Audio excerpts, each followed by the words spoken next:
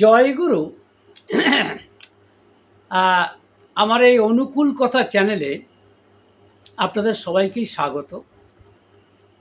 আমি যা করে থাকি যথারীতি আজও সেই সত্যানুসরণের ধর্ম চ্যাপ্টার থেকে ব্যাখ্যা করব। আগে যা অংশ ছিল সেই অংশটি থেকে মানে সেই অংশটির পরে ধর্ম চ্যাপ্টার যে আলোচনা করেছিলাম তারপর থেকে আমরা আলোচনা করার চেষ্টা করব। সেখানের ঠাকুর লিখছেন এবং তার আগের ভিডিওতে যেটি বলেছি যে ধর্ম কখনো বহু হয় না, ধর্ম একই, আর তার কোনো প্রকার নেই। এই সম্পর্কেই ঠাকুর পরবর্তী ক্ষেত্রে বিস্তারিত লিখছেন। মত বহু হতে পারে, এমনকি যত মানুষ তত মত হতে পারে, কিন্তু তাই বলে ধর্ম বহু হতে পারে না।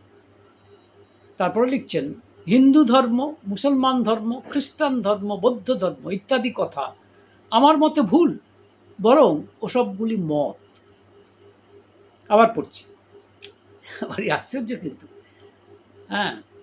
ঠাকুর লিখছেন মত বহু হতে পারে, এমনকি যত মানুষ তত মত হতে পারে, কিন্তু তাই বলে ধর্ম বহু হতে পারে না।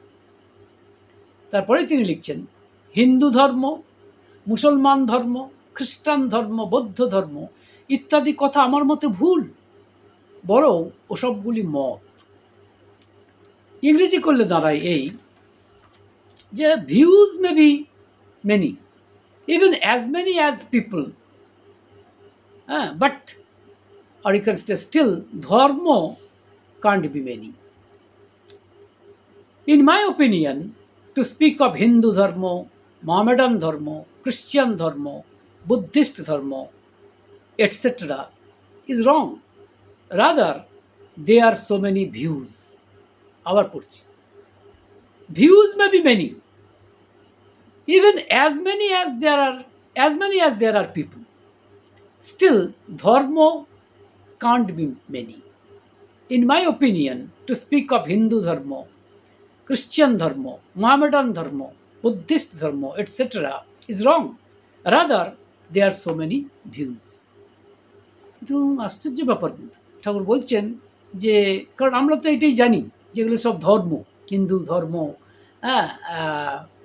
মুসলমান ধর্ম, খ্রিস্টান ধর্ম, বৌদ্ধ ধর্ম, এরকমটাই জানি। ঠাকুর কিন্তু তা বলছেন না। ঠাকুর বলছেন এসবগুলি মত, ধর্ম একটাই, আর তার কোনো প্রকার হয় না। এখন কথাটা তো সত্যি। কেন সত্যি দেখুন, ধর্ম কাকে বলে?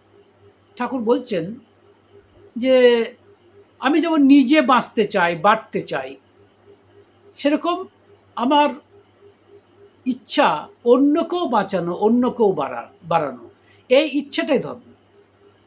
এটা যদি সত্যি হয় তা ধর্ম তো বহু হতে পারে না, বহু তো দূরের কথা, এমনকি দুই হতেও পারে না, তাই না? আবার ঠাকুর বলছেন বিষয়ের মূলকে জানার নামই হচ্ছে ধর্ম, অর্থাৎ বিষয়ের অস্তিত্বের মূল কারণই হচ্ছে ধর্ম। এটা যদি সত্যি হয় তো বিষয়ের মূল কারণ কি সেটা যদি বিজ্ঞানসম্মতভাবে আমরা বার করি, তো যাই হোক না কারণ সেটা তো বহু হতে পারে না, সেটাও এমনকি দুইও হতে পারে না, দ্যাট ইজ অলসো ওয়ান।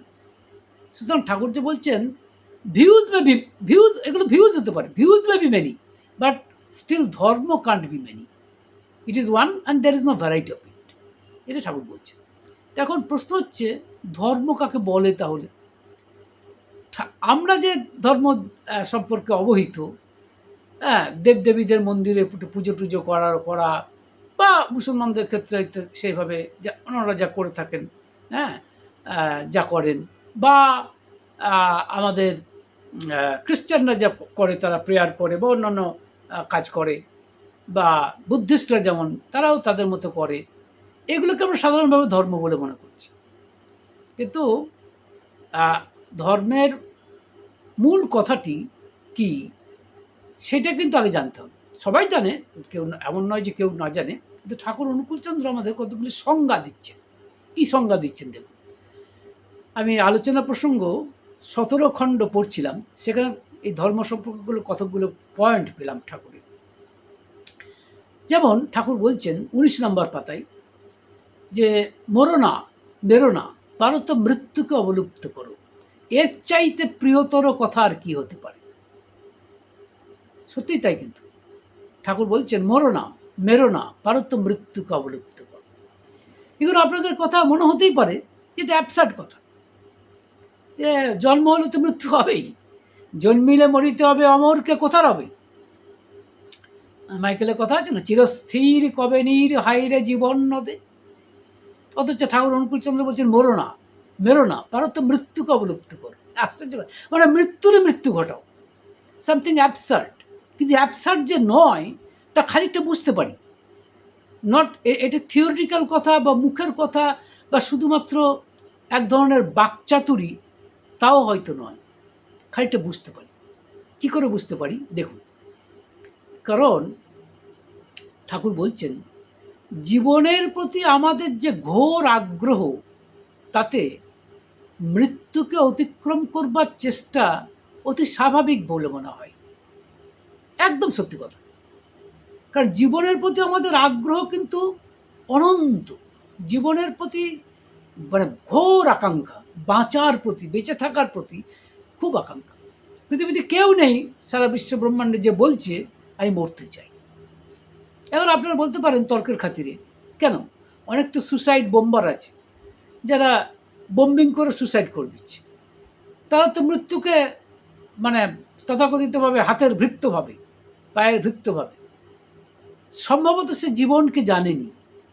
কারণ প্রকৃতি সে কথা বলে না। প্রকৃতি বলছে আপনি একটা পিঁপড়ে যাচ্ছে, একটা পিঁপড়েকে আপনি বাধা দিতে যান বা মারতে যান, পিঁপড়েটা হয় সেই পথ থেকে সরে যাবে অথবা আপনাকে কামড়াবে, অর্থাৎ প্রতিরোধ করবে, সে তার জীবনকে রক্ষা করার চেষ্টা করবে। একটা পিঁপড়ের মধ্যে আমরা দেখতে পাচ্ছি, সো টাইনি অ্যান ইনসেক্ট। সুতরাং তার মধ্যে আমরা দেখতে পাচ্ছি সে কিন্তু নিজেকে বাঁচাবার চেষ্টা করছে। জীবন জীবন আমার একটা সম্প্রতি ঘটনা বলতেও কষ্ট হয়, কিন্তু সম্ভবত এই প্রসঙ্গে উল্লেখযোগ্য, না বললেও পারছি না। হয়তোবা আমার দুঃখটা এইটা আপনাদের সঙ্গে শেয়ার করছি। আমাদের বাড়িতে একটা পোষা কুকুর ছিল 7-8 বছর ধরে। আরও একটা কুকুর আছে, সেটা অন্য কথা। কিন্তু সেই 7-8 বছর ধরে পোষা কুকুরটি, যেহেতু আমার স্ত্রী তাকে খাওয়া দাওয়া করে, আমার মেয়েও, তাই আমার বিশেষ করে আমার স্ত্রীকে সে মায়ের মতো ভাবত।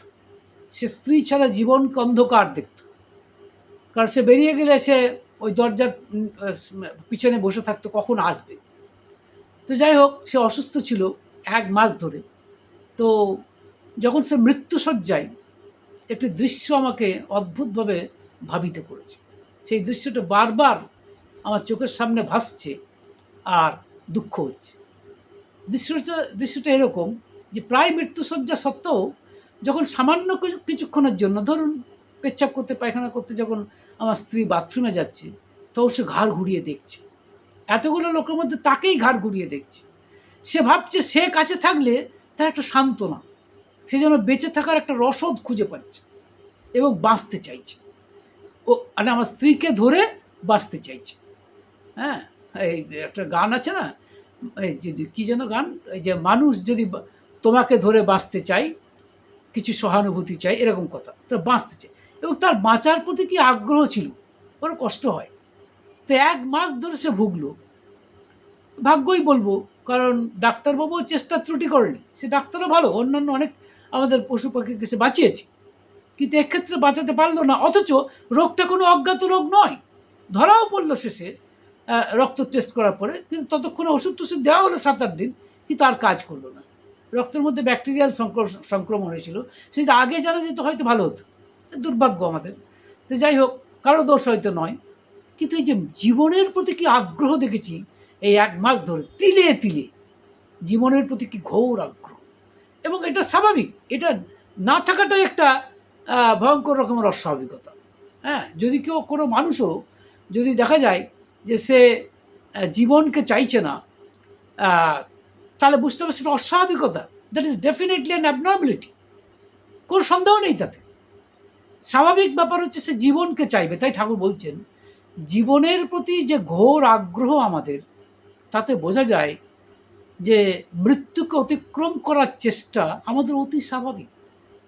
তাহলে ঠাকুর কি বলতে চাইছেন? ঠাকুর অনুকূলচন্দ্র বলতে চাইছেন অমৃতত্বকে লাভ করা হচ্ছে ধর্ম।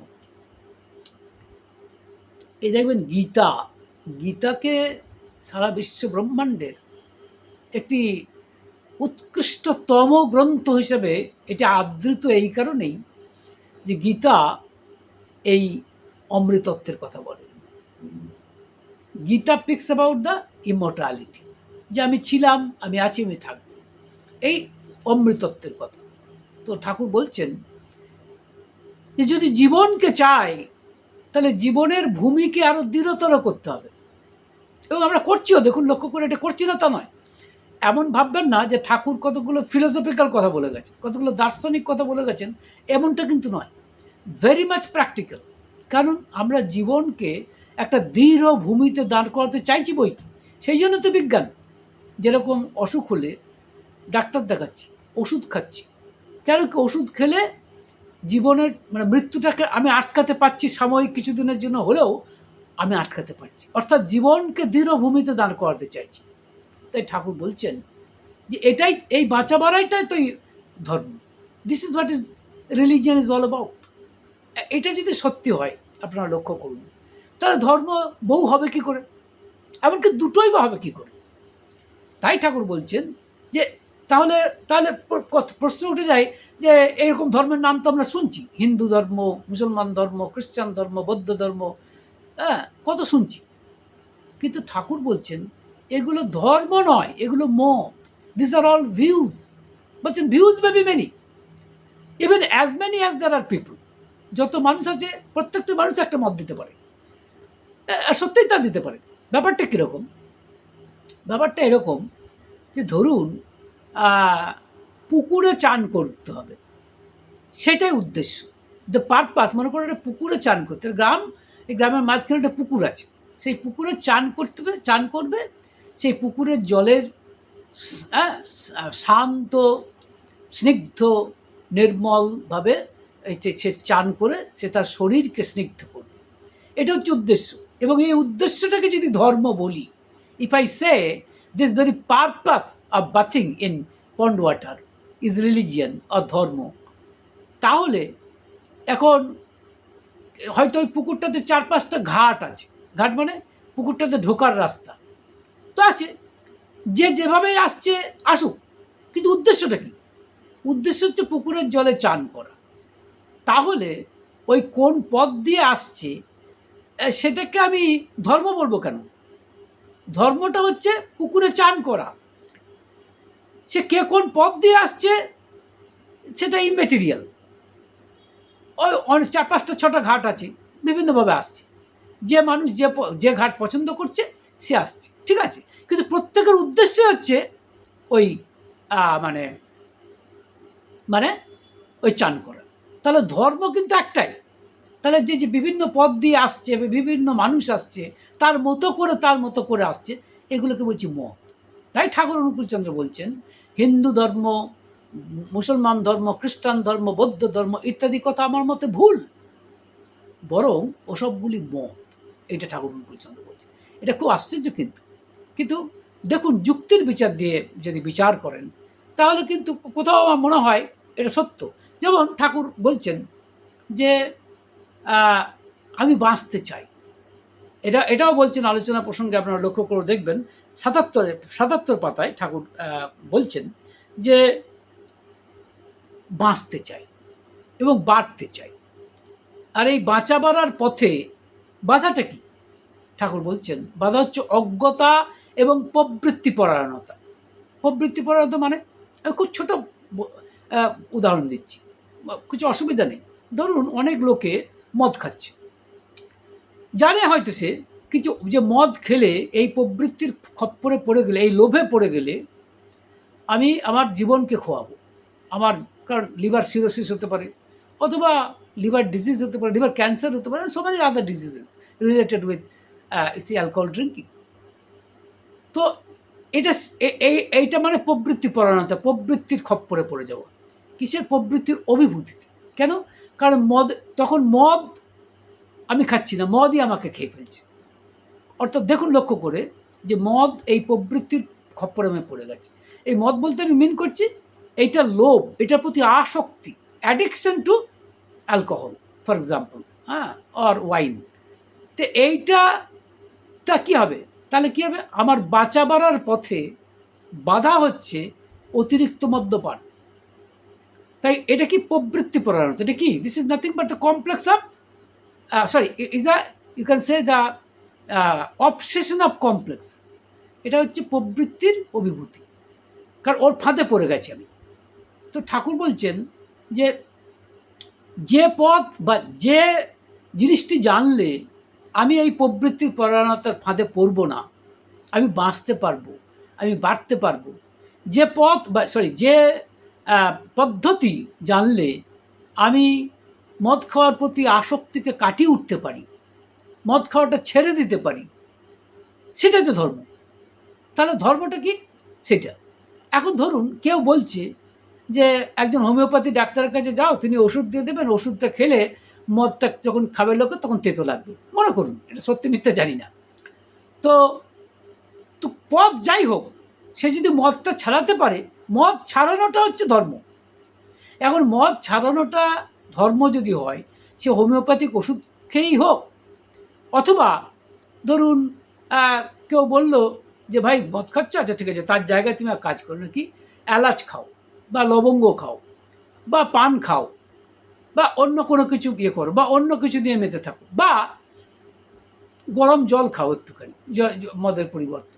কথা একটা পথ দেখাচ্ছে, বিভিন্ন পথ দেখিয়ে মদটা ছাড়াচ্ছে। তো পথ হয়তো অনেক হতে পারে, সেগুলো আমি ধরে নিচ্ছি হিন্দু ধর্ম, বৌদ্ধ ধর্ম, মুসলমান ধর্ম, হ্যাঁ, খ্রিস্টান ধর্ম। কিন্তু তাই বলে কি ধর্মটা বহু হলো? মদ ছাড়ানোটা এটাই হচ্ছে ধর্ম। বহু তো দূরের কথা, সেটা দুটোও হলো না, এটা একটাই। একটাটা কি? যে মদ ছাড়ানো। হ্যাঁ, এখন মদ ছাড়ানো যদি হয়, অর্থাৎ বাঁচা, ভালোভাবে যদি বাঁচতে পারি, বাড়তে পারি, যদিও এরা অত্যন্ত গভীরতর মানে আছে, কিন্তু অত্যন্ত মানে একবারে মানে স্থূল মানেটা কিন্তু এটাই, যে আমি যাতে বাঁচতে পারি, জীবনটা যাতে দীর্ঘায়িত হয়, আমার আয়ু যাতে দীর্ঘায়িত হয়, এটুকু এভাবেও যদি আমরা দেখি, তো তার মানে কি আয়ুকে বৃদ্ধি করা সেটাই তো ধর্ম। আয়ুকে বৃদ্ধি করা সেটাই ধর্ম। তো এটা যদি ধর্ম হয়, তাহলে সেটা বহুত দূরের কথা দুইভাবে কী করে? এবার আয়ু বৃদ্ধি অনেক রকমভাবে হতে পারে, তাই না?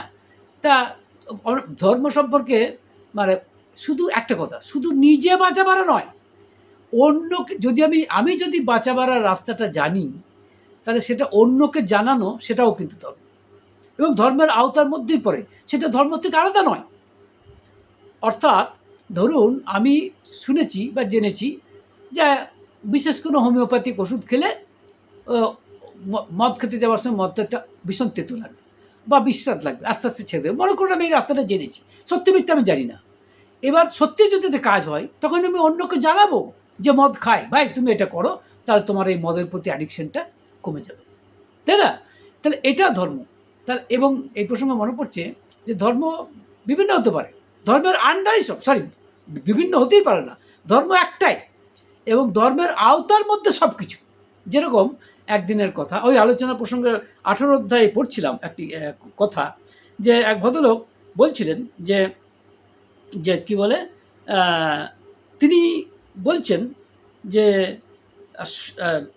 মানে 139 পাতায় সম্ভবত পাবেন, যে সত্তা সম্বর্ধনী যা ঠাকুর বলছেন তাই ধর্ম। কীরকম? সত্তা মানে বেঁচে থাকা, আমার এই এক্সিস্টেন্স, আমার এই অস্তিত্বকে বাঁচিয়ে রাখাটা, যা কিছু আমার অস্তিত্বকে বাঁচায়, তাই হচ্ছে ধর্ম। একজন ডাক্তার ঘোষ বলে একজন, তিনি ঠাকুরের কাছে এসেছিলেন দেখা করতে, বলছিলেন ঠাকুর আপনাকে দেখে খুব আমার অত্যন্ত সৌভাগ্য যে আপনার সঙ্গে দেখা হলো ইত্যাদি। ঠাকুরও বলছেন আপনার সঙ্গে দেখা হয়ে আমি খুব খুশি হলাম ইত্যাদি। পরবর্তী ক্ষেত্রে তিনি খাওয়া দাওয়ার পর একটু বিশ্রাম নিচ্ছেন, তার ছাত্র হচ্ছে আমাদের ওই যিনি ছিলেন মানে নন্দিদা, প্যারিচাঁদ নন্দী, তার ছাত্র। তো বলছেন কতগুলো রোগী দেখবেন? তখন বলছেন হ্যাঁ হ্যাঁ, সে তো খুব ভালো হয়। তখন ঠাকুরকে উনি বলছেন, সেই ডাক্তার, দেখুন ধর্ম টর্ম জানি না, আর্তের সেবা করাটাই ধর্ম বলে মনে করি। ঠাকুর উত্তর দিচ্ছেন, তো ধর্মটা কি সেটাকে বাদ দিয়ে? ঠাকুর বলছেন যা কিছু বাঁচা বাড়ার পক্ষে সহায়ক, যা কিছু সত্তা সম্বর্ধনী, তাই তো ধর্ম। আপনিও তো ধর্ম বাদ দিয়ে নয়, ইটস এ ফ্যাক্ট। ধর্মের আওতায় এভরিথিং ইজ ইনক্লুডেড। এমনকি ধরুন আজকের দিনের এই যে রাজনীতি, চিৎকার চেঁচামেচি করছে ভোটের জন্য সব পার্টি, সেটাও কিন্তু ধর্মকে বাদ দিয়ে নয়। That is also not, that is also you can say not excluded from the arena of religion. লোকে যাই বলুক না কেন, কারণ ঠাকুরকে একজন জিজ্ঞেস করেছিলেন যে আপনি ধর্ম নিয়ে আলোচনা করছেন ভালো কথা, রাজনীতির কথা বলেন কেন? তো ঠাকুর উত্তর দিয়েছিলেন, রাজনীতি মানে পলিটিক্সটা শুনেছি মানে হচ্ছে পূরণ নীতি, যা মানুষকে পূরণ করে, হুইচ ফুলফিলস। যদি মানুষের সত্তাকে সম্বর্ধনা দেয়, তবে তো ধর্ম থেকে আলাদা হয় কী করে? ভীষণ পার্টিনেন্ট কথা, খুব সত্যি কথা বলে মনে হয়। তো কাজেই ধর্ম ঠাকুর কাকে বলছেন সেটা কিন্তু জানতে হবে, যা আমার সত্তাকে ধরে রাখে, যা আমার এক্সিস্টেন্সকে ধরে রাখে, তাই ধর্ম। যেরকম এই ডাক্তার ঘোষ বলছেন, যদি রোগী দেখেন, তাহলে কি, যে রোগীর সত্তাটা বিধ্বস্ত হতে চলেছে রোগের কারণে, এই ডাক্তার ঘোষ যদি তাকে চিকিৎসা করেন ওষুধের বলে, হয়তো ওই রোগটা চলে যাবে। ওই রোগটা চলে গেলে সত্তাটাকে ধরে রাখা সম্ভব হবে, সত্তার সম্বর্ধনার কাজ হবে। তো সেটা তো ধর্ম, সে ধর্ম থেকে আলাদা নয় তো। তাই ঠাকুর বলছেন যে আপনি যা বলছেন সেটা তো ধর্মই। মানে ধর্ম কিছু এমন কিছু ফিলোসফিক্যাল জিনিস, এমনকি দার্শনিক জিনিস, এটা অন্তত ঠাকুর অনুকূলচন্দ্র বলেন না। আমাদের দৈনন্দিন জীবনে যা কিছু আমরা অনুভব করি, যা কিছু অভিজ্ঞতার অঙ্গ, সেটাই ধর্ম, সেটাই ঠাকুর আমাদের সব কিছু ধর্মের আন্ডারে পড়ে। এটা ঠাকুর অনুকূলচন্দ্র যেভাবে বলেছেন আমি জানি না। এবং কেন বলছি, ঠাকুর আরেক জায়গায় বলছেন, এটা বলছেন ওই আলোচনা প্রসঙ্গে 17 খণ্ড 98 পাতায় পেয়ে যাবেন। ঠাকুর বলছেন, অলৌকিক কাণ্ড কারখানা আদৌ ধর্ম নয়। কিন্তু মানে দুঃখজনক হলেও এটা সত্যি যে আমরা কিন্তু ধর্ম বলতে অনেক ক্ষেত্রেই অলৌকিক কাণ্ড কারখানা মানে পাওয়ার জন্য করি। ঠাকুর বলছেন এসব করা মানেই হচ্ছে না করে পাওয়ার বুদ্ধি। ব্যাপারটা কীরকম লক্ষ্য করে দেখবেন, আমরা স্বীকার করি বা না করি, আমরা অনেক ক্ষেত্রে ধর্মগুরুদের কাছে যাই। এখন এই ধর্মগুরুদের কাছে গেলে মনে হয় তিনি সব সমস্যার সমাধান করে দেবেন এবং খুব সহজে করে দেবেন। ধরুন আমি কথার কথা বলছি, অনেকে যাচ্ছে ধর্মগুরুর কাছে, নাকি আমাকে ইলেকশনে জিতিয়ে দাও, তো তোমাকে তিনি জিতিয়ে দেবেন, এটা সম্ভব? তার মানে কি, একটা অলৌকিক কাণ্ড কারখানা করে দিক আর তিনি জিতে যাবেন। এটাকে ধর্ম বলে মনে করছেন অনেকেই। কারণ ধার্মিক মানুষ যিনি, তার হাতে এমন কিছু পাওয়ার আছে, এমন কিছু সকল সিদ্ধায় বা বিভূতি তারা অর্জন করেছেন যে তার আশীর্বাদের ফলে অসম্ভব সম্ভব হয়ে যাবে। এইটা আমরা কিন্তু চাই, যতই আমরা মুখে বলি না কেন, আমরা কিন্তু মনে মনে একটা ভীষণ চাই যে একজন ধর্মগুরু একটা অলৌকিক কিছু করে দিন, যাতে সেগুলো আমার ফেভারে যায়। এটা হয় না কিন্তু, মনে রাখবেন, এর কোনো বেসিস নেই। ঠাকুর বলছেন অলৌকিক কাণ্ড কারখানা কখনোই ধর্মের অন্তর্গত নয়। তার মানে কিছু না করে পাওয়ার বুদ্ধি। আপনাকে কিছু করতে গেলেই কিছু পেতে গেলে কিছু করতে হবে। ঠাকুর বলছেন করাই পাওয়ার জননী। বলছেন করাই পাওয়ার জননী। আপনি কিছু পেতে গেলে আপনাকে করতে হবে, যা করলে যা পাবেন তাই করতে হবে। আপনি ফাঁকিতে পেয়ে যাবেন, এটা হয় না। কোনো সত্যিকারের ধার্মিক পুরুষ বলছি না, ধার্মিক মানুষ, কোনো ধার্মিক মানুষ কখনোই এটাকে অনুমোদন করেন না। ঠাকুর অনুকূলচন্দ্র বলছেন বিধাতার দলিলে এমন কোনো কথা লেখা নেই যে না করে পাওয়া যাবে। না করে পেয়ে যাবেন, অলৌকিক কাণ্ড কারখানা করবেন, মানে ধর্মগুরু করে দেবে আপনার হয়ে। ঠাকুর অনুকূলচন্দ্র সেটা মানেন না, এবং এটাকে আমার ভীষণ সত্যি বলে মনে হয় যে এটা যদি মনে করে থাকেন যে কোনো ধর্মগুরু আপনার হয়ে কিছু করে দেবেন এবং মাফদে আপনি পেয়ে যাবেন, অর্থাৎ বিনা পরিশ্রমে আপনি বাড়িতে বসে পেয়ে যাবেন, এটা হয় না। আচ্ছা ধরুন যদি হয়ও, তাহলে সেটাকে আপনি উপভোগ করতে পারবেন। ঠাকুর ভারী চমৎকার করে বলছেন যে ইউনিভার্সিটি, মানে বলছেন পড়ে না পাস করলে ইউনিভার্সিটি কি কাউকে ডিগ্রি দেয়? কিন্তু এখন দিচ্ছেন, এখন হয়তো দিচ্ছে বলবো না, এখন হয়তো অনেক ক্ষেত্রে সেটা সম্ভব হচ্ছে। নানা রকমের দুর্নীতি ক্রপ আপ করেছে সর্বত্র, আমি কোথাও বিশেষ করে বলছি না। তো সেখানে হয়তো না পড়াশোনা করেই অনেকে চুরি চামারি করেই পাস করছে, সো ডিগ্রি পাচ্ছে, ডিগ্রি হয়তো পেল, কিন্তু তাতে তার লাভ, প্রশ্ন হচ্ছে এইখানেই, তাতে কি সে আনন্দ পাবে? যে ছেলেটি পড়াশোনা করে ডিগ্রিটা পেয়েছে আর যে কিছু না করেই পেল, তার লাভটা ভেবে দেখবেন সে সাময়িকভাবে হয়তো এর বেনিফিটটা পেয়ে তথাকথিত আনন্দ করবে, পয়সা আছে, কিন্তু আসল আনন্দ তার ভিতরে হতে পারে না। সেই ছেলেটির ভিতরেই আনন্দ হবে যে পড়াশোনা করে পাশ করেছে। তাই অলৌকিক কাণ্ড কারখানা সব কিছুর বিরুদ্ধে। হ্যাঁ, আমি যদি স্বাভাবিক মানুষ হই, তাহলে আমি কোনো ধর্মগুরুর কাছে কোনো অলৌকিকত্বের জন্য যাব না। কারণ আমি কেন চাইবো অন্যায়ভাবে কিছু পেতে, ইললিগালি পেতে চাইবো কেন?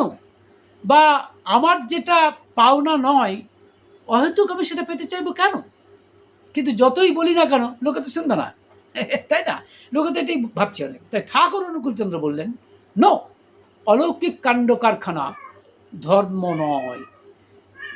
যারাই অলৌকিক কাণ্ড কারখানাকে ধর্মের আওতায় নিয়ে আসে, তার মানে তাদের না করে পাওয়ার বুদ্ধি। এটাই ঠাকুর অনুকূলচন্দ্র বলতে চাইছে। আবার ঠাকুর বলছেন অন্যত্র যে ধর্মই হচ্ছে solution of all ism. Very interesting কথা। এটাও আলোচনা প্রসঙ্গ 17 খণ্ডে আমরা দেখছি, এটা আপনার 270-71 বা 73 পাতায়, যেখানে ঠাকুর বলছেন dharma is the solution of all isms, মানে ধর্ম সমস্ত মানে বাদের সমাধান। কারণ যে বাদ নিয়েই আসুক না কেন, সব সমাধান কিন্তু রয়েছে ধর্মের মধ্যে। কারণ অনেকে দেখবেন বলছে কি, বলছে ধরুন আমি কথার কথা বলছি, একটা ইজম, গান্ধীইজম, গান্ধীবাদ, মার্কসিজম বা socialism, and there are so many isms. কিন্তু সবারই বক্তব্যটা কি? বক্তব্য হচ্ছে সবারই দেখুন লক্ষ্য করে যে মানুষের জীবনকে কিভাবে উন্নত করা যায়, মানুষের লাইফকে কী করে আরও বেটার করা যায়, how to better the standard of life. This is the, you can say, this is the main idea, this is the principal idea behind all the isms. সমস্ত বাদেরই তো এটাই ঠাকুর বাণী মজা করে একটা বাণীতে বলেছেন, যে বাণী মজা করে বলছেন যে বাদের তুই হোস না বাদী, জীবনবাদের বাদী তো তুই। কি চমৎকার কথা দেখুন, বলছেন যে বাদের তুই হোস না বাদী, জীবনবাদের বাদী তো তুই। গান্ধীইজম বলুন, মার্কসিজম বলুন, সোশ্যালিজম বলুন, সো মেনি আদার ইজমস। বিভিন্ন সময় বিভিন্ন রকম ইজম বেরোয়, কিন্তু সবাই তো সেই জীবনবাদের কথা বলছে, তাই না? দেখুন জীবনবাদের গানও আজকাল শুনি, জীবনমুখী গান, এই জন্য কথা বলি, অনেক কথা শুনি, বা এমনকি বক্তৃতাতেও শুনি জীবনমুখী বক্তৃতা দিলেন। আরে সবই কিন্তু ধর্মের আন্ডারে পড়ে। Everything that we are telling, we are delivering is included under the arena of religion. সুতরাং ঠাকুর বলছেন dharma is the solution of all isms. সমস্ত বাদেরই, যেমন ঠাকুর অনুকূলচন্দ্র এবং আমরা লক্ষ্য পরবর্তী ক্ষেত্রে দেখব, প্রত্যেকটি মতই কিন্তু ওই জীবনবাদ, সবই কিন্তু জীবনবাদকে নিয়ে কথা। তো কাজেই ঠাকুর অনুকূলচন্দ্র যেটা বলছেন জীবনবাদের কথা, জীবনবাদটা হচ্ছে ধর্ম। জীবনকে মানে অস্তিত্বকে কী করে বাঁচানো যায়, কী করে দীর্ঘায়িত করা যায়, এবং ঠাকুরের ইচ্ছা এটা দীর্ঘতম করা, অর্থাৎ মৃত্যুকে অতিক্রম করা। হ্যাঁ, এটা অবশ্য গীতাতেও সে একই কথা বলছে, এই অমরত্ব লাভের কথা। সারা গীতাটাই ভার্চুয়ালি অমরত্ব লাভের কথা। বারবার অর্জুনকে বলছেন যে তুমি ভেবো না যে মৃত্যুতেই শেষ পরিসমাপ্তি। হ্যাঁ, এটা বলছেন না, জাতস্য হি ধ্রুব মৃত্যুর ধ্রুবম জন্ম মৃতস্য চ তস্মাদপরিহার্যে অর্থে নতম শোচিতুম অর্হসি। মানে বলছে, মানে কি বলছেন, যে of the death we can say, or you can say of the dead rebirth is also a necessity, or you can say of those who are living, death is inevitability.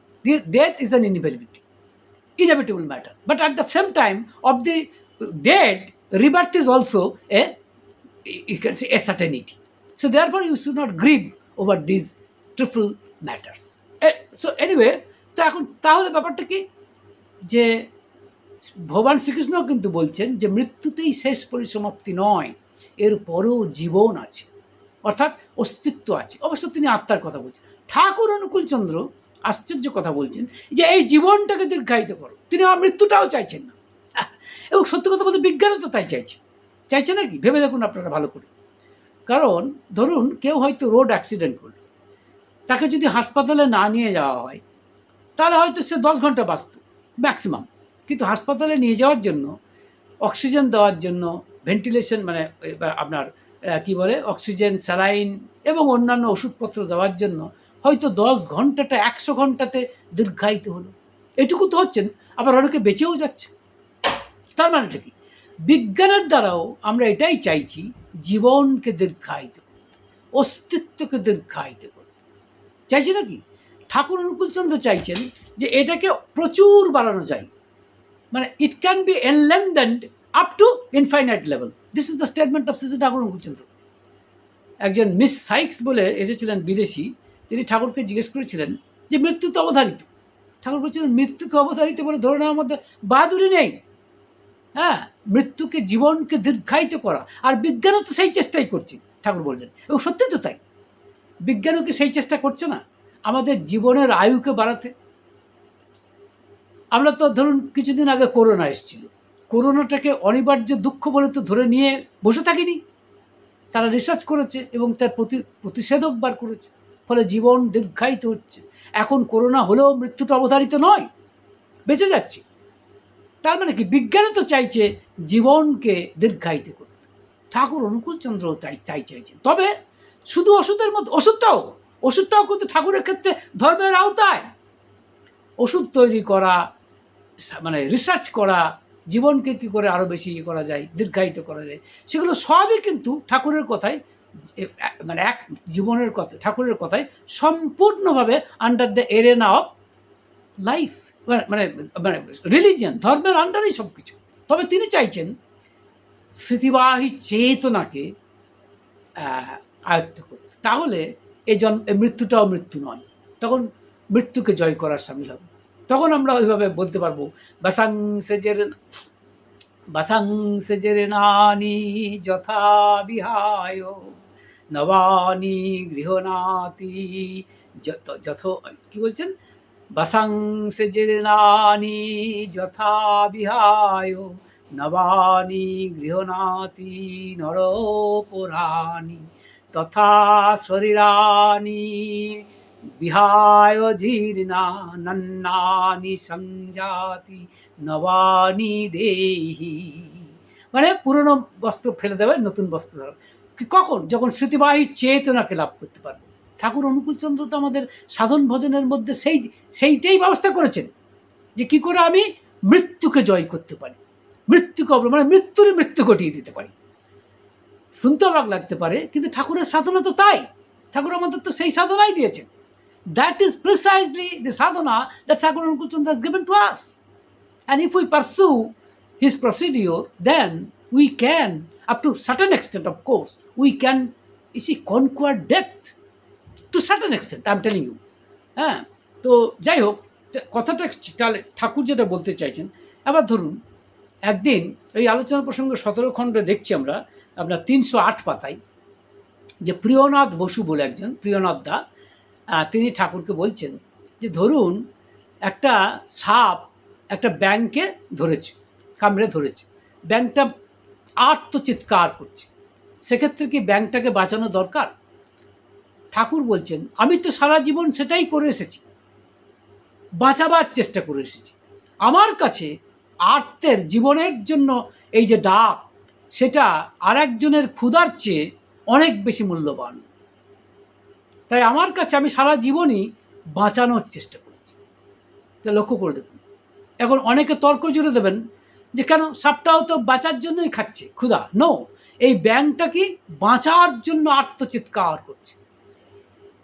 তাই ঠাকুর চেয়েছেন যে এইভাবে, মানে কি বলে, হ্যাঁ, সাপটাকে বাঁচানোর অন্য কোনো পদ্ধতি নিশ্চয়ই ব্যবস্থা করা যায় ঠাকুরের বক্তব্য অনুযায়ী। হয়তো ধরুন কোনোভাবে হঠাৎ কী বলে, মানে জাস্ট মরে যাওয়া কোনো ব্যাঙ, তাদেরকে হয়তো খাবার হিসেবে দেওয়া হয়। কিন্তু ব্যাঙ যেখানে জীবনের জন্য চিৎকার করছে, আর্তচিৎকার, সেখানে ঠাকুর বলছেন তাকে বাঁচানোটাই হচ্ছে ধর্ম। That is religion is all about.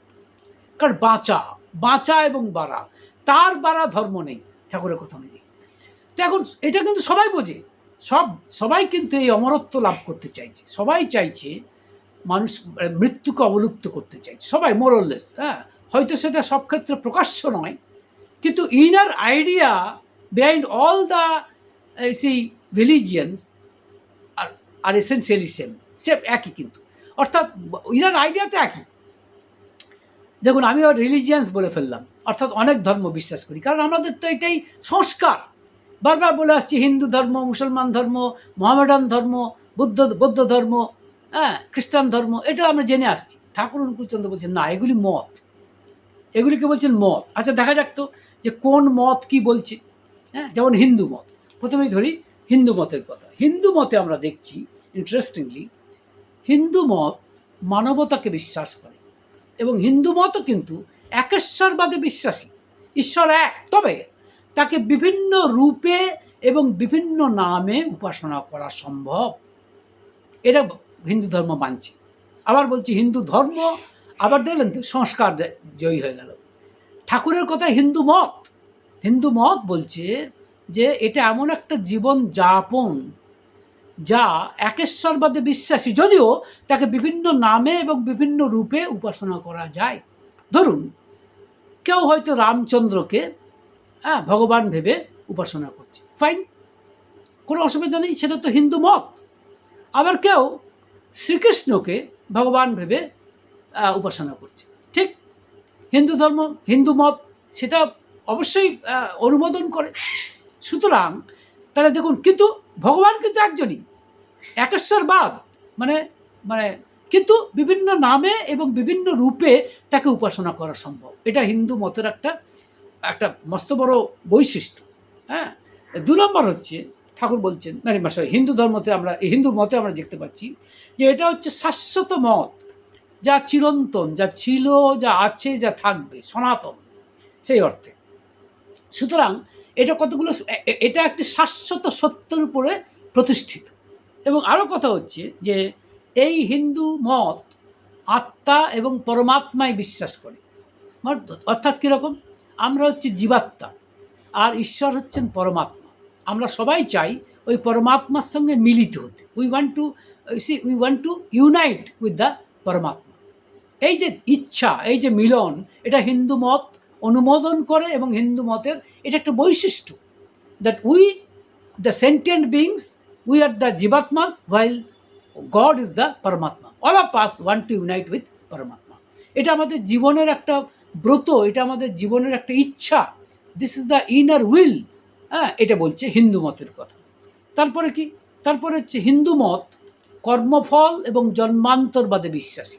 কর্মফল মানে এই যে ধরুন আমি যে কাজ করছি এই মুহূর্তে, তার একটা ফল আছে, এবং এই ফলটা অ্যাকুমুলেটেড হচ্ছে, ভালো কাজ করলে ভালো ফল, খারাপ কাজ করলে খারাপ ফল, মিশ্র কাজ করলে মিশ্র ফল, এবং এটা কিন্তু অ্যাকুমুলেটেড হচ্ছে কোথায়, আমার ব্রেনে। ঠাকুর বলছেন আমাদের মাথা হচ্ছে চিত্রগুপ্তের খাতা, সেখানে সব লেখা থাকছে ইন দ্য সেন্স। এবং ইন্টারেস্টিংলি, যেহেতু আমি জুলজির প্রফেসর ছিলাম, তাই আমি, এবং আপনারাও হয়তো অনেকে জানেন, ব্রেন বিভিন্ন প্রাণীর ক্ষেত্রেও এবং মানুষের ক্ষেত্রেও আমরা লক্ষ্য করে এই ব্রেনের মধ্যে অনেক ভাঁজ দেখা যায়, সো মেনি ফোল্ডস। তাই ঠাকুর যদি বলে থাকেন যে মাথাটা চিত্রগুপ্তের খাতা আর ওই ফোল্ডগুলো হচ্ছে এক একটা পাতা, অনেকটা তো এইরকমই, এবং প্রত্যেকটি পাতায় যেন সব কিছু লেখা রয়েছে। Everything is, you can say scripted, আর you can say engraved within the brain. আপনি দেহ থেকে যখন চলেও যাবেন, আপনার মনটা থেকে যাবে, কিন্তু not that your mind will vanish with the body, your body will deteriorate, your body will be decomposed by the action of bacteria, but not the mind. Your mind will be attached with the atma, এটা কিন্তু থেকে যাবে, এবার চলতে থাকবে, এবং পরবর্তী জন্মে আবার জন্ম হবে আপনার, আবার এরকম হতে থাকবে। This is how it will continue. এর কাজেই আমরা হিন্দু মত কর্মফলে বিশ্বাস করে এবং জন্মান্তরবাদে বিশ্বাস করে। ভগবান শ্রীকৃষ্ণ বলছেন না, জাতস্যই ধ্রুব মৃত্যু ধ্রুবং জন্ম মৃত্যুশ্চ। এছাড়াও অন্যত্র আমরা জানি, বলছেন না ভগবান শ্রীকৃষ্ণ, বহুনি মে ব্যতীতানি জন্মানি তব চার্জুন তন্নাহং বেদ সর্বাণি নতং ব্যর্থ পরন্তপ। এর অর্থ হচ্ছে যে যে মানে মানে we have crossed many births and deaths, but then you do not know while I know them all. কারণ তোমার কিছু মানে কি বলছেন যে আমার এবং তোমার, কখন বলেছিলেন এটা? বলেছিলেন অব্যয় যোগ যখন শেখাচ্ছেন অর্জুনকে, তখন অর্জুন বলছেন যে ভগবান শ্রীকৃষ্ণ বলছেন এটা আমি প্রথমে বলছেন মনুকে শিখিয়েছিলাম, ইক্ষাকুকে শিখিয়েছিলাম। তখন অর্জুন বলছেন সে কি, তারা তো কবে মারা গেছে, শেষ হয়ে গেছে, আপনি কি বলছেন? তখন ভগবান শ্রীকৃষ্ণ বলেছিলেন এইটা, বহুনি মে ব্যতীতানি জন্মানি তব চার্জুন তন্নাহং বেদ সর্বাণি নতং বেত্থ পরন্তপ। এই যে বললাম যে দেখো অর্জুন, তোমার এবং আমার বহু জন্ম হয়েছে এবং বহু মৃত্যু হয়েছে, কিন্তু তুমি সেসব কথা জানো না, তোমার সেসব কথা স্মরণে নেই, আর আমার সব স্মরণে আছে। এইখানে জাতিস্বরের কথাটা আসছে। ভগবান শ্রীকৃষ্ণ হচ্ছেন কেমন জাতিস্বর, যে তার জন্ম সব জন্মের কথা মনে আছে, মানে স্বাভাবিক। সুতরাং আমার হয়তো মনে নেই, কিন্তু তবুও দেখা যায় ঠাকুরকে যখন কৃষ্ণদা জিজ্ঞেস করেছিলেন যে আপনি যে জন্মান্তরের কথা বলছেন তার প্রমাণ কোথায়, তখন ঠাকুর বলছেন ওই যে জাতিস্বরের কথা শোনা যায়, ওইটাই হচ্ছে একটা সিলভার লাইনিং, মানে আশার আলো। এবং সত্যি সত্যি কিছু কিছু ক্ষেত্রে সেটা জানা যায়, হয়তো পূর্বজন্মের কারো কথা জানা আছে, এক জন্মের, হয়তো কারো তারও বেশি জন্মেরও কথা জানা আছে। ঠাকুর একদিন বলছেন, শুনেছি ম্যাড্রাসে, মানে এখন যেটা চেন্নাই, সেখানে একজন কিশোর আছে, তার নাকি 7 জন্মের কথা মনে আছে। কিন্তু কারো 1 জন্ম, কারো 7 জন্ম, কিন্তু সব জন্মের কথা কার মনে আছে? অবশ্যই পুরুষোত্তমের, ভগবানের কথা মনে আছে। যাই হোক, আমাদের হিন্দু মত এই তথাকথিত কর্মফল এবং জন্মান্তরবাদ মেনে চলে, এবং হিন্দু মত মোক্ষকে চাই। মোক্ষ মানে মুক্তি চাই। কিসের মুক্তি? এই যে জন্ম মৃত্যুর চক্র থেকে মুক্তি। এবার আসছি মহামেডান ধর্ম, মানে যেটাকে মুসলমান ধর্ম বলে, তাদের ক্ষেত্রে আমরা লক্ষ্য করছি তারাও একেশ্বরবাদ। তারা বলছে আল্লাহ আল্লাহ, তারা কিন্তু এককেই মানছে, তারাও কিন্তু একই কথা। এবং তাদের ধর্মটা 5টা পিলারের উপরে দাঁড়িয়ে আছে। 1 নম্বরকে আমরা কি বলছি, শাহাডা, শাহাডা ইকানসে, যেটা মনে হচ্ছে সেই আল্লাহর প্রতি ভক্তি, মানে আল্লাহর প্রতি বিশ্বাসকে ঘোষণা করা, যে তোমার প্রতি আমি বিশ্বাস করি।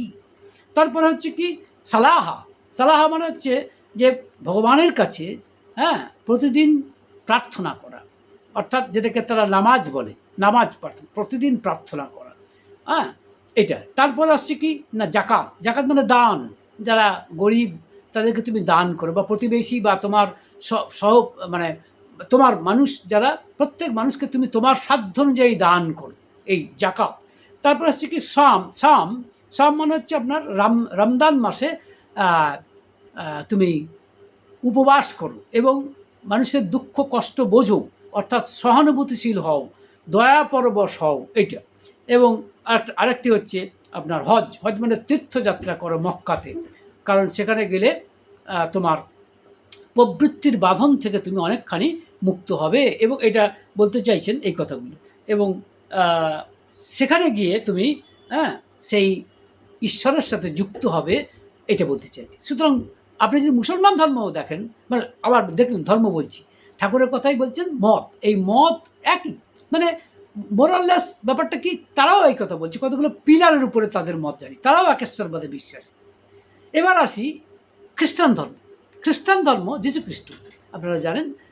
যেমন আমি একটা কথা বলি, হিন্দু ধর্মের আমাদের পবিত্র গ্রন্থ যেমন গীতা, ভাগবত গীতা, উপনিষদ, এগুলো। মুসলমানদের ক্ষেত্রে যেমন কোরআন, হাদিস, এগুলো। এবার খ্রিস্টান ধর্মে আপনারা জানেন বাইবেল, সেখানে ভগবান যীশুখ্রিস্টের জীবন, দিব্য জীবনটাকে কেন্দ্র করেই সেই ধর্ম আবর্তিত হয়েছে। সেখানেও বলা হচ্ছে যে প্রথম কথাই হচ্ছে যে প্রেম এবং প্রীতি, ভালোবাসা এবং দয়া, এটা হচ্ছে প্রথম পিলার।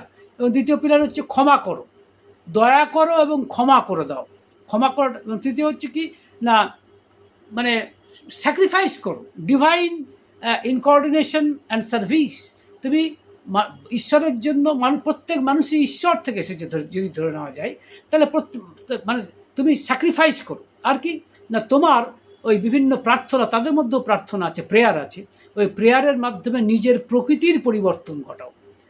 নিজের যে প্রকৃতি, অর্থাৎ তুমি তোমার মনুষ্যত্ব থেকে দেবত্ব উপনীত হও। Try to elevate your humanity towards divinity. হ্যাঁ, এবং তারপরে হচ্ছে service to service and and humility. Service মানে মানুষকে সেবা দাও, আর হিউমিলিটি মানে বিনীত হও, মানে বিনয়ী হও। এই কতগুলি নিয়মের উপরে খ্রিস্টান ধর্ম আবর্তিত হচ্ছে। এবার আসছে বুদ্ধ ধর্ম। বলা হয় বুদ্ধ ধর্মে ভগবানের অস্তিত্বে তারা বিশ্বাস করে না, তা নিয়ে আমার বক্তব্য আছে, আমি সেখানে বলছি না, সাধারণভাবে যেটা ধরা হয়। কিন্তু তারাও কি বলছে, বুদ্ধদেব বলছেন 4টি সত্যের কথা তিনি বলেছেন। 4 সত্য, যে দুঃখ আছে, সত্যিই তো দুঃখ তো আছেই, কারণ আমাদের মৃত্যু হচ্ছে, মৃত্যুটাকে আমরা ঠেকাতে পারছি না, এটা দুঃখ। তাই বলছেন জরা ব্যাধি মৃত্যু এর দুঃখ। তো বলছেন দুঃখ আছে, দুঃখের কারণ আছে, কারণ কি? প্রবৃত্তি পরায়ণতা। এবং কি বলছেন, দুঃখ থেকে বেরিয়ে আসা যায় এবং নির্বাণ লাভ অর্থাৎ জ্ঞান লাভ করা যায়, এটা বলছেন। এবং তার জন্য তিনি রাস্তা দিয়েছেন, অষ্টাঙ্গ মার্গ বলা হয়। হ্যাঁ, সেখানেও এই কথাগুলি আসছে, আপনার এই সত্য কথা বলা, সত্য পথে চলা, ইত্যাদি ইত্যাদি কথা তিনি বলেছেন, অষ্টাঙ্গ মার্গ। এছাড়া তিনি পঞ্চশীল নীতি দিয়েছেন, 5 প্রিসেপ্টস যাকে বলে, এবং সেখানেও কিন্তু কর্মফলের কথা বলা হচ্ছে এবং নৈতিকতার উপরে খুব জোর দেওয়া হয়েছে।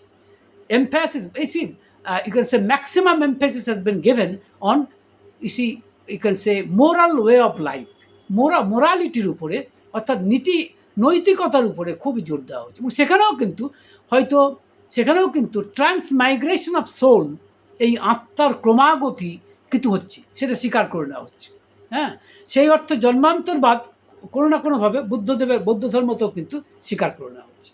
তো যাই হোক, আর যদি জৈনিজম ধরেন, জৈন যেটাকে বলি জৈনিজম, সেখানেও কি তাদের পিলার হচ্ছে অহিংসা এবং জীবে দয়া করো, কারোর প্রতি নিষ্ঠুর হও না, এটা বারবার তারা বলছেন। এবং তিনি বলছেন যে ঈশ্বরে, জৈনিজমও কিন্তু ঈশ্বর বা স্রষ্টাতে সেই অর্থে বিশ্বাস করে না, কিন্তু তারা কর্মফলের উপর জোর দেয় এবং আত্মার শুদ্ধির উপরেও তারা তাদের মূল নীতিগুলো কী দাঁড়ালো?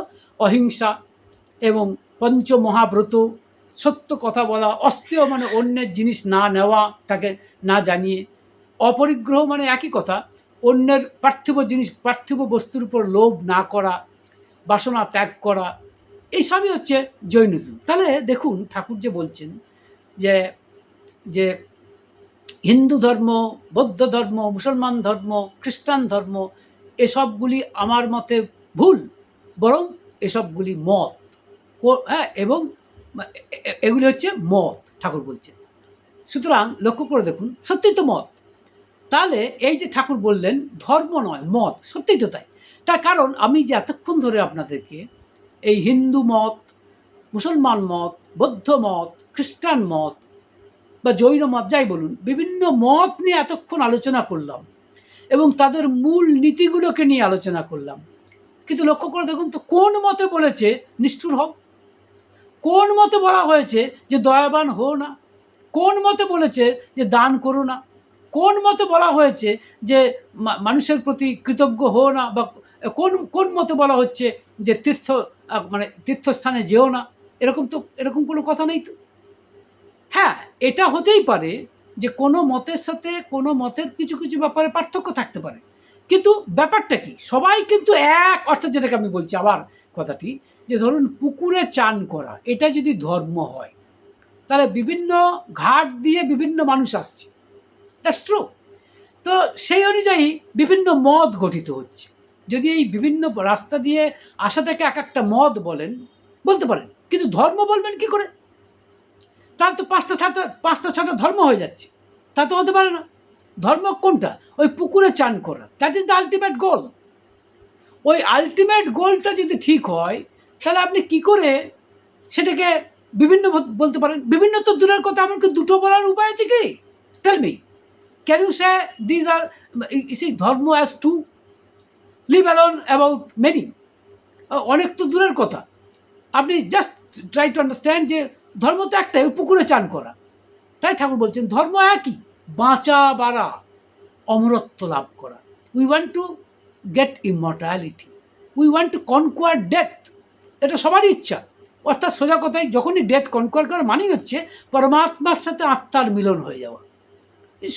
সব মতেই একই কথা, মোরাললেস। হ্যাঁ, সবাই তো সেই কি চাইছে? সবাই চাইছে আরও লেভেল অফ কনসাসনেস, আমার যে লেভেল অফ কনসাসনেস আছে, আমার যে চেতনার যে স্তরে আমি এই মুহূর্তে রয়েছি, সেই চেতনার স্তরকে আরও দীর্ঘায়িত করা, মানে আরও উচ্চতর করা। I am trying to elevate my level of consciousness towards higher plan of consciousness. আমি এই মুহূর্তে যেমন ধরুন মানে আহার নিদ্রা মৈথুন, এটা পশুতেও করে, মানুষও করে। এই অর্থে মানুষ এবং পশুর মধ্যে তো খুব একটা তফাৎ নেই, তাই না? আহার নিদ্রা মৈথুন কিন্তু মানুষকেও করতে হয়, পশুকেও করতে হয়। কিন্তু মানুষ তো শুধুমাত্র এইটুকুতেই সন্তুষ্ট নয়, মানুষ চাইছে এর থেকে উপরে যেতে। হ্যাঁ, যেটা বলা হয় না যে হিন্দু মতে বলা হয় যে আমাদের 5টি চক্র আছে, 6টি চক্র বলা হয়, ষট চক্র। মূলাধার, যেটা একেবারে অনেকটা পায়ুছিদ্রের জায়গায়। আরেকটি হচ্ছে এই যে আমাদের এই নাভি, যেটা মণিপুরা, আর নাভি আর মূলাধারের মধ্যে একটা জায়গা রয়েছে, তাকে বলে স্বাধিষ্ঠান। এবং নাভির উপরে যেটা আমরা বলি অনাহত, অর্থাৎ ঠিক বুক আর পেটের সংযোগস্থলে সেটা অনাহত। আবার এখানে যখন চলে আসছি, হ্যাঁ, এটা হচ্ছে বিশুদ্ধ, বিশুদ্ধ, হ্যাঁ, বিশুদ্ধ। তারপরে যখন এইখানে চলে আসছি, এখানে এটা হয়ে যাচ্ছে আপনার আজ্ঞাচক্র। আর একদম এখানে একটা বলা হয়, এটাকে বলে সহস্রার। ওটাকে ঠিক চক্র হিসেবে অনেকে ধরে না, বাট এনিওয়ে 6টা চক্র যেটা বলছিলাম, যে মূলাধার, স্বাধিষ্ঠান, অনাহত, বিশুদ্ধ এবং আজ্ঞাচক্র, এই যে মানে রয়েছে 6টি চক্র। তবে ধরুন যখন আমি শুধুমাত্র আহার নিদ্রা মৈথুনের লেভেলে আছি, তখন আমি ওই মূলাধার, স্বাধিষ্ঠান এবং আপনার মণিপুরাতেই আছি। কিন্তু আরও যখন আমি সাধন ভজনের মাধ্যমে যখন আমি ধর্মকে আশ্রয় নিয়ে এগিয়ে যাচ্ছি, তখন হয়তো অনাহত লেভেলে পৌঁছাচ্ছি, কেউ আরও উঁচুতে উঠছে। তার মানে কি, লেভেল অফ কনসাসনেস, অর্থাৎ আমার চৈতন্যের যে স্তর, সেই স্তরকে আমি উন্নততর করে তুলছি। ধর্ম তো সেটাই চাইছি, এবং এটা সব দিক দিয়ে, এমনকি জাগতিক দিক দিয়েও বটে। কেউ যদি বলে না ধর্ম শুধুমাত্র ঈশ্বরকে জানা, ঠিকই, ঈশ্বরকে জানা মানে কি জগৎকে ভুলে যাওয়া? তা তো নয়। জাগতিক উন্নতিও কিন্তু ধর্মের আন্ডারেই। সেই জন্য আবার সেই কথা মনে পড়ছে, যখন একজন বলছিলেন ঠাকুরকে, রাধার জ্ঞান দিচ্ছিলেন যে আপনি ধর্মের কথা বলছেন ভালো কথা, রাজনীতির কথা কেন বলতে যাচ্ছেন? ঠাকুর বলছেন, বটে, রাজনীতি যদি পলিটিক্স হয়, পলিটিক্স মানে তো পূরণ নীতি, পূর্তনীতি, তা তো পূরণ করে মানুষকে, তাহলে সেটা ধর্ম থেকে আলাদা হয় কী করে? That is very much within the arena of religion. সুতরাং যা কিছু মানুষকে পূরণ করে, যা কিছু আমার সত্তাকে, আমার অস্তিত্বকে ধরে রাখে, সেটাই তো ধর্ম। ঠাকুর সেটাই বলছেন। তা কখনোই বউ হতে তো পারেই না, এমনকি 2 হতেও পারে না। পারে কি? আপনারা নিজেরাই বলুন, টেল মি। আমরা নিজের বুদ্ধি দিয়ে, নিজের যুক্তি দিয়ে বিবেচনা করুন। Try to understand, or you can say try to ponder this particular phenomenon through your arguments, through your you can say discrete opinions. আপনার ওপিনিয়ন দিয়ে, যুক্তি দিয়ে বিচার করুন যে ধর্ম বউ হতে পারে কিনা, তো এমনকি সেটা 2 হতে পারে কিনা। অনেক তো দূরের কথা, even it can't be 2, it is always one and only one, তাই না? তো কাজেই এই কথাগুলি কিন্তু আমরা, ঠাকুর এই কথা বলছেন যে মত, তাহলে কি বিভিন্ন লোকে বিভিন্ন মত দিচ্ছি যে তুমি এইভাবে এগিয়ে যাও, এইভাবে এগিয়ে যাও, দ্যাটস অল রাইট, ফাইন। ঠাকুর বলছেন যে এমনকি যত মানুষ তত মত হতে পারে, হ্যাঁ, views may be many, even as many as there are people, সেটা হতে পারে। কিন্তু রিলিজিয়ান কান্ট বি, মানে ধর্ম কান্ট বি মেনি, ধর্ম ইজ ওয়ান। সেটাই বলছেন। আমরা যেটাকে বেশিরভাগ বলছি, যেটা বলছি হিন্দু ধর্ম, বৌদ্ধ ধর্ম, তারপরে আপনার মুসলমান ধর্ম বা খ্রিস্টান ধর্ম, এগুলি ঠাকুর বলছেন এগুলি মত, এগুলো কোনো সেই অর্থে ধর্ম নয়। সবই তাহলে একই, সবই তাহলে ধর্ম বলুন, কোনো অসুবিধা নেই। সেগুলো বলছেন মত, দিজ আর অল ভিউজ, কিন্তু ধর্ম একটাই। এই কথাটি ঠাকুর আমাদেরকে বোঝাবার চেষ্টা করেছেন। আমি যেটুকু বুঝেছি, আমার ধারণার পরিপ্রেক্ষিতে আমি আপনাদের কাছে ব্যাখ্যা করলাম। এবার এইটা ঠিক ব্যাখ্যা না ভুল ব্যাখ্যা, বা কোনো addition, alteration, whatever you feel appropriate, you deem appropriate, সেটা আমাকে কাইন্ডলি কমেন্টে জানাবেন, তাহলে আমিও ঋদ্ধ হতে পারবো। ভালো থাকবেন। জয় গুরু।